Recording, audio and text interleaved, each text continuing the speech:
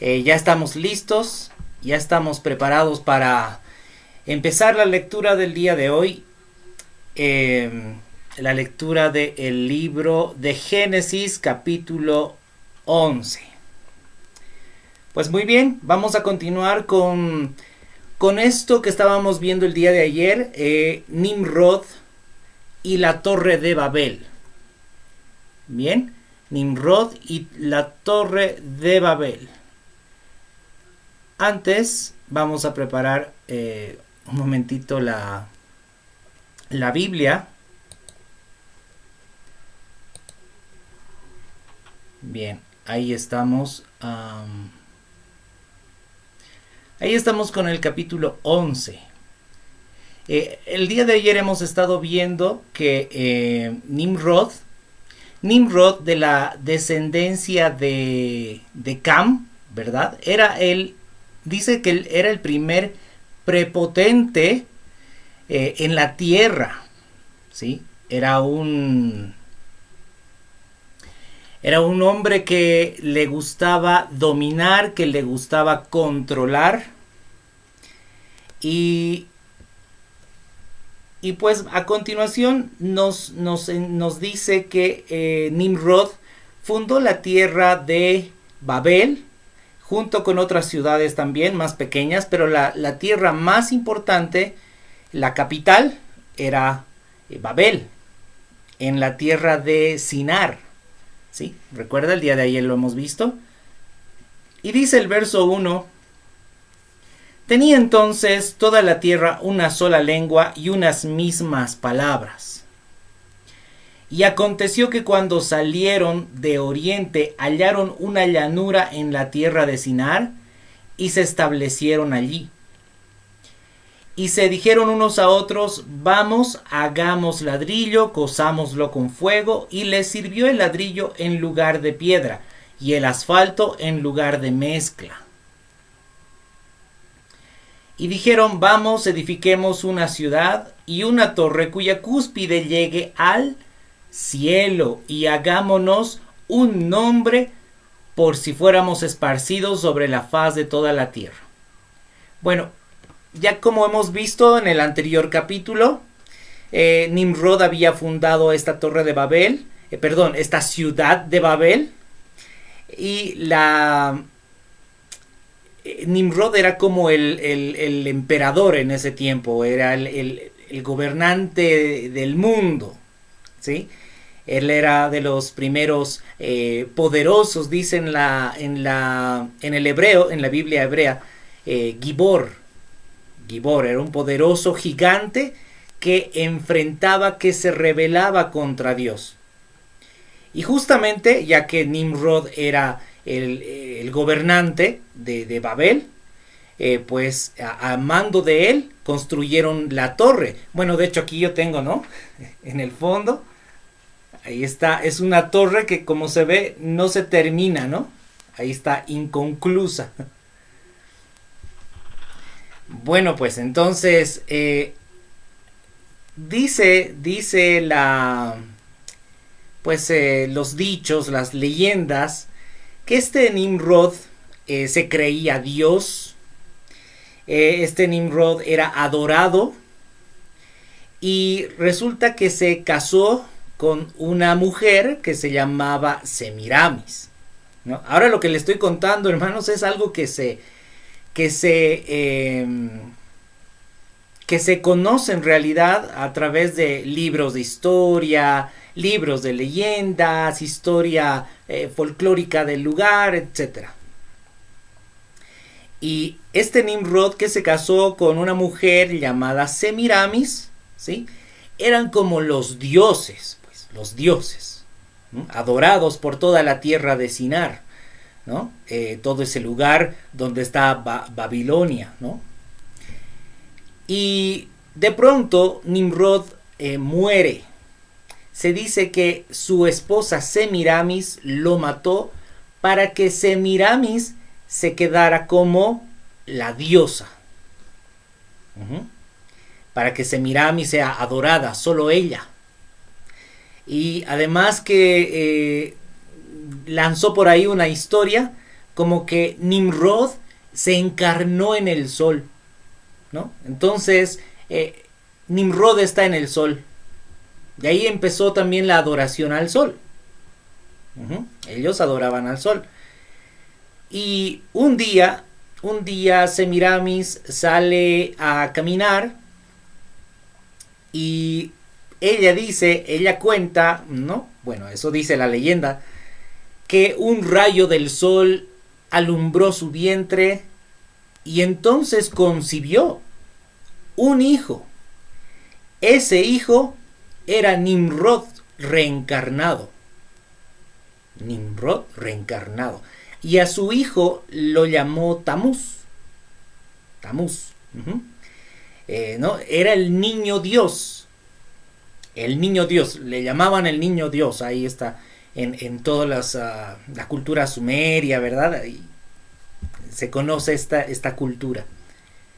Y algo que quiero mostrarles, y he preparado unos gráficos, unas fotos. ¿Cómo se ve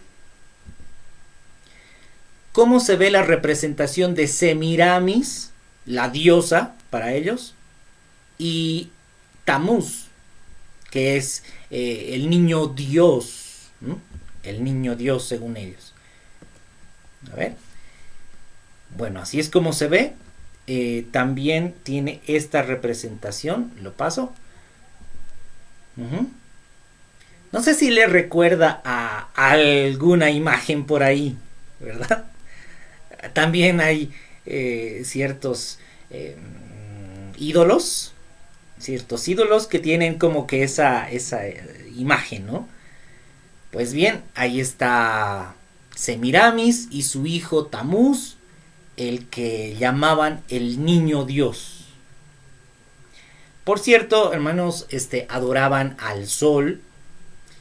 En el solsticio de invierno, que para ellos es en diciembre, por las fechas aproximadas del 21 al 25 de diciembre, la adoración a Nimrod, que también era la adoración a Tamuz, el niño Dios, ¿verdad? Como que hubieron bastantes mezclas de religiones por ahí, ¿no? Y bueno, conocemos ahí la religión católica, dice que Jesús nació en diciembre. Pero sabemos realmente que el Señor Jesús no nació en diciembre, ¿no? En todo caso, cuando Jesús nació, habían pastores que estaban pastando en el lugar, y en diciembre en Israel es invierno y las ovejitas no están pastando porque incluso caen nevadas, ¿no? Entonces Jesús no nació en diciembre. ¿Por qué hacen cierta adoración al sol y a un niño Dios en diciembre, ¿verdad? Precisamente en diciembre, en las fechas donde adoraban al sol estas culturas sumerias. Bueno, ahí está. Ahí le cuento la leyenda, ahí le cuento estos dichos, ¿no? Que se puede corroborar en diferentes libros de historia y de cultura.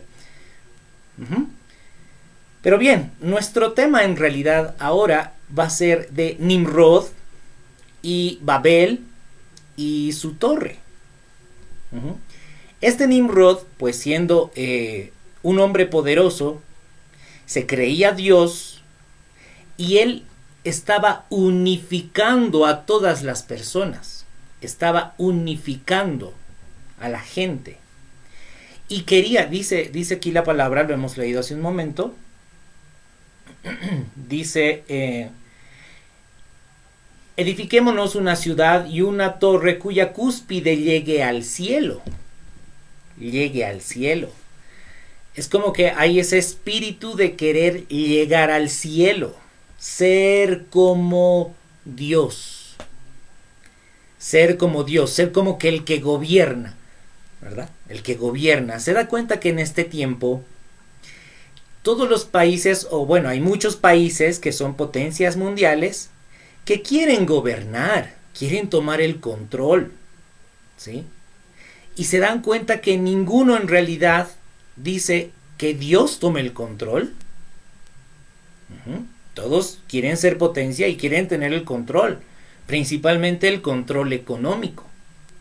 Pero no pueden, ¿sabe por qué? Porque hay muchos países, ¿no? Hay muchos que se oponen los unos a los otros. Ese es el resultado de Babel. Por eso es que en cada país generalmente pues se hablan diferentes idiomas, ¿verdad? Italiano, inglés, español, portugués, hindú, bueno, hay diferentes miles de idiomas en el planeta. Y precisamente en este capítulo vamos a ver en el verso 5, dice, y descendió Jehová para ver la ciudad y la torre que edificaban los hijos de los hombres.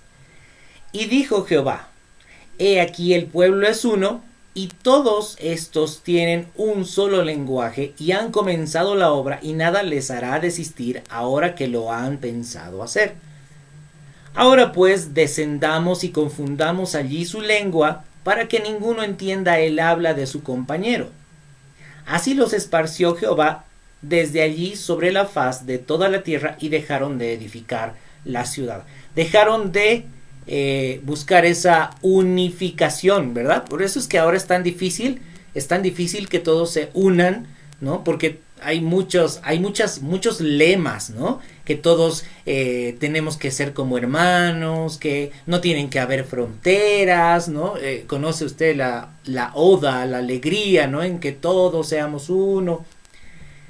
Pero todos quieren ser uno, pero sin Cristo, sin el Señor, sin Dios, sin el Creador. Y ahora, hermanos, esta palabra Babel, viene de la palabra Balal, que significa confundir, de donde Babel significa realmente confusión. Y de esta palabra Babel sale el nombre de Babilonia. Recuerda, hemos estudiado también con los hermanos los profetas, que todos los israelitas, el pueblo de Dios, iban a ser llevados a las tierras de Asiria y de Babilonia. Todos los de la tierra de Judá iban a ir cautivos a Babilonia, a la confusión, por cuanto no obedecieron mis palabras, dijo el Señor. Eso lo vemos en todos los libros de los profetas. Por cuanto no obedecieron a Dios, son entregados a Babilonia, son entregados a confusión. Ahora, hermanos, físicamente, geográficamente, no vemos ahora que haya alguna ciudad o país que se llame Babilonia.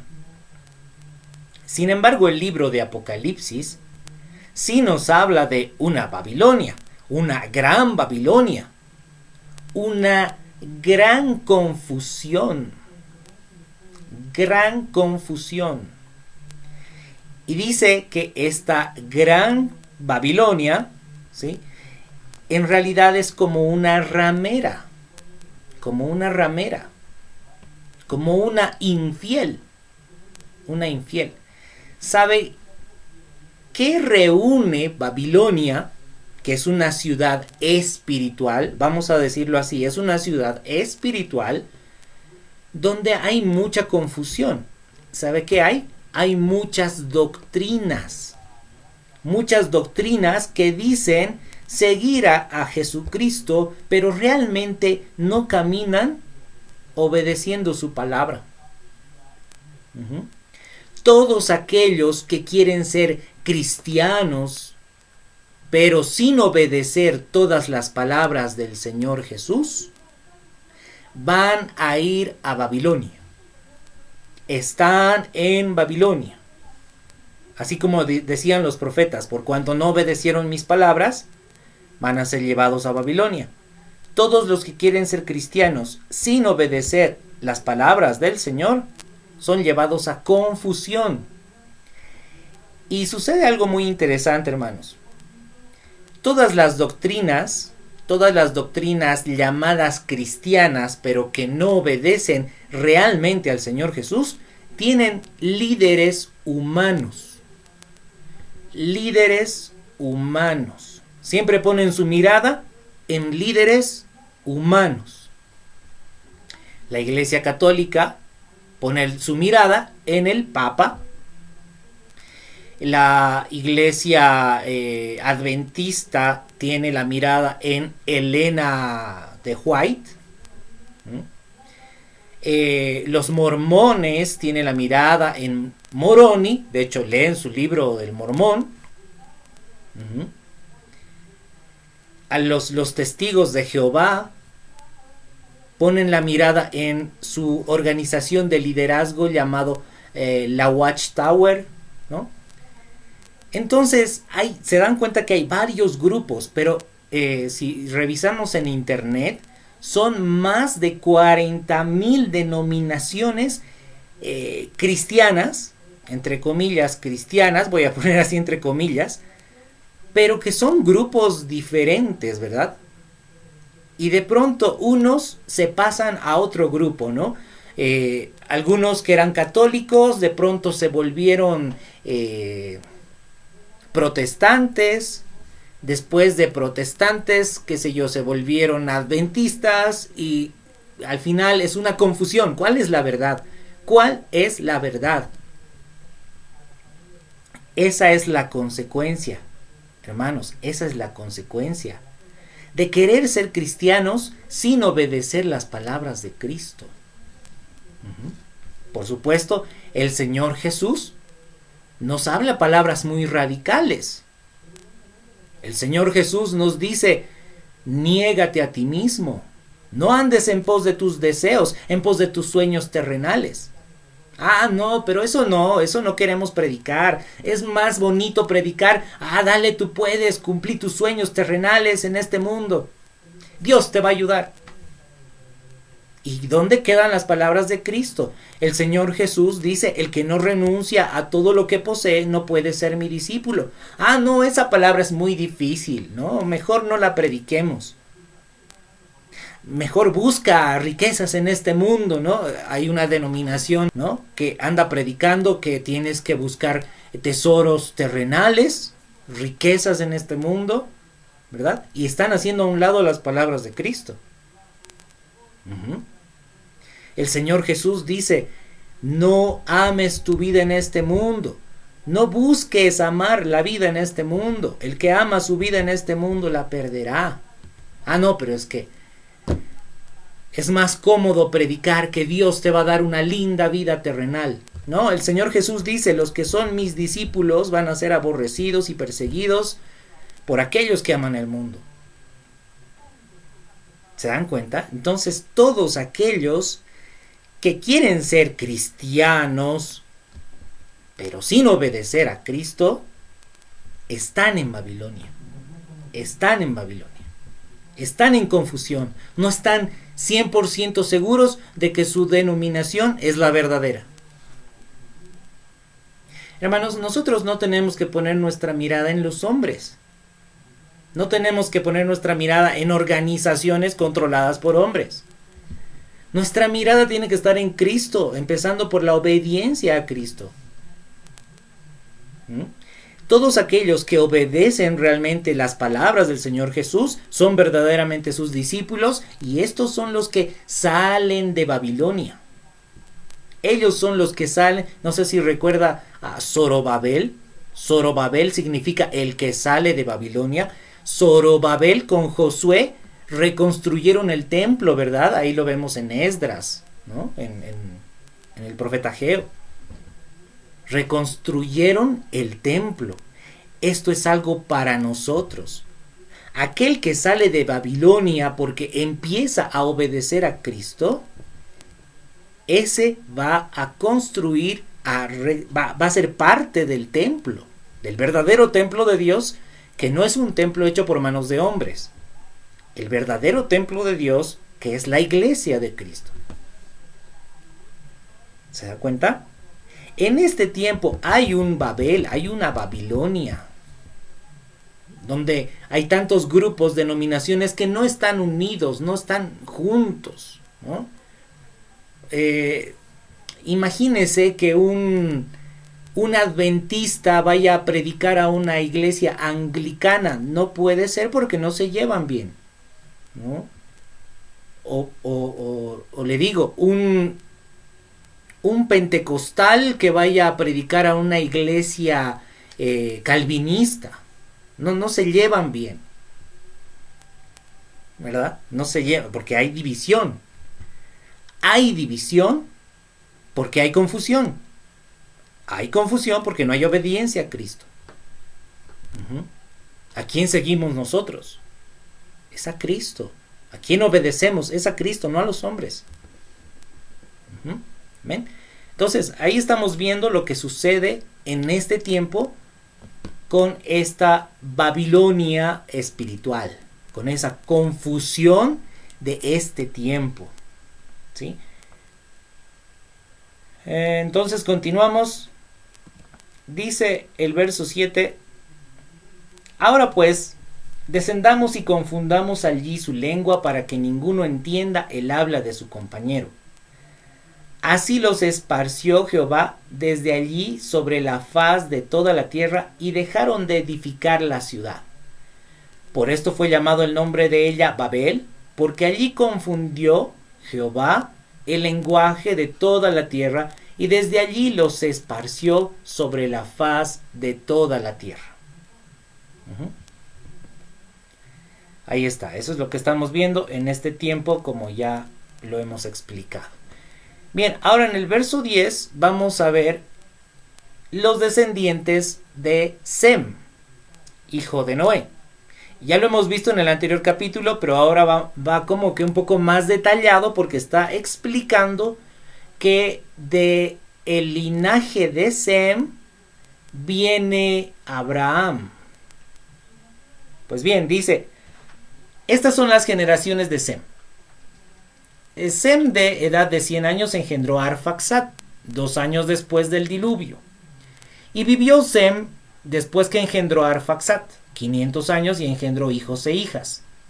Arfaxad vivió 35 años y engendró a Sala. Y vivió Arfaxad después de que engendró a Sala 403 años y engendró hijos e hijas. Y Sala vivió 30 años y engendró a Eber. Habíamos dicho, ¿verdad?, que se entiende que de Eber viene la lengua hebrea. Dice, y vivió Sala después que engendró a Eber 403 años y engendró hijos e hijas. Eber vivió 34 años y engendró a Peleg. ¿Recuerda? La palabra Peleg significa división, cuando repartieron las tierras. Dice el verso 17, y vivió Eber después que engendró a Peleg 430 años y engendró hijos e hijas. Peleg vivió 30 años y engendró a Reu. Y vivió Peleg después que engendró a Reu 209 años y engendró hijos e hijas. Reu vivió 32 años y engendró a Serug. Y vivió Reu después que engendró a Serug 207 años y engendró hijos e hijas. Serug vivió 30 años y engendró a Nacor. Ya está. A partir de aquí, hermanos, mucha atención. Serug vivió 30 años y engendró a Nacor. Vivió Serug después que engendró a Nacor 200 años y engendró hijos e hijas. Nacor vivió 29 años y engendró a Taré. Acuérdese de ese nombre, Taré. Vivió Nacor después que engendró a Taré 119 años y engendró hijos e hijas. Y Taré vivió 70 años y engendró a Abraham, a Nacor y a Harán. Entonces, este Taré tenía 3 hijos: Abraham, Nacor y Harán. Dice, estas son las generaciones de Taré.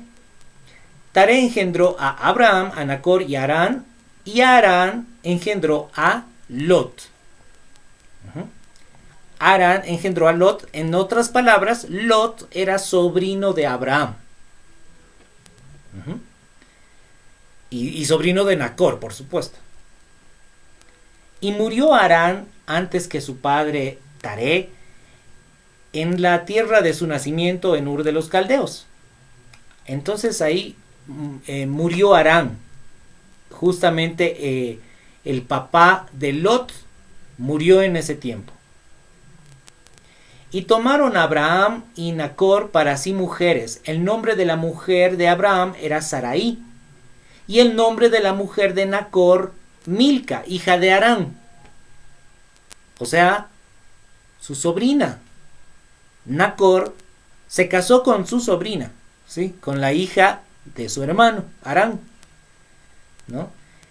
Porque Harán era padre de Milca y de Isca, ¿no? Dice que Harán tenía dos hijas, mujeres, que se llamaban Milca e Isca. Y Nacor se casó con Milca. En ese tiempo, hermanos, todavía no había la ley de Moisés que prohibía casarse con parientes y todo eso, ¿no? De hecho, Sarai era la media hermana de Abraham, ¿verdad? Bien, entonces dice el verso 30, mas Sarai era estéril y no tenía hijo.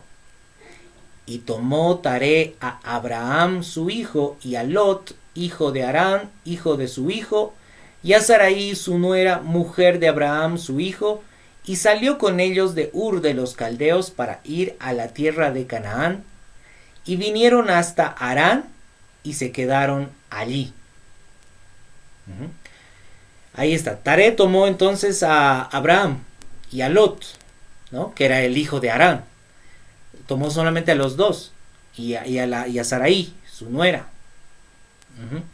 Entonces Taré salió de Ur de los Caldeos y tenía pensado ir a Canaán. ¿Recuerda Canaán, la tierra de Canaán, el hijo de Cam? ¿Sí? Y dice que vinieron hasta Harán, era otra tierra, muy probablemente fundada por su hijo Harán, y se quedaron allí, y fueron los días de Taré 205 años, y murió Taré en Harán.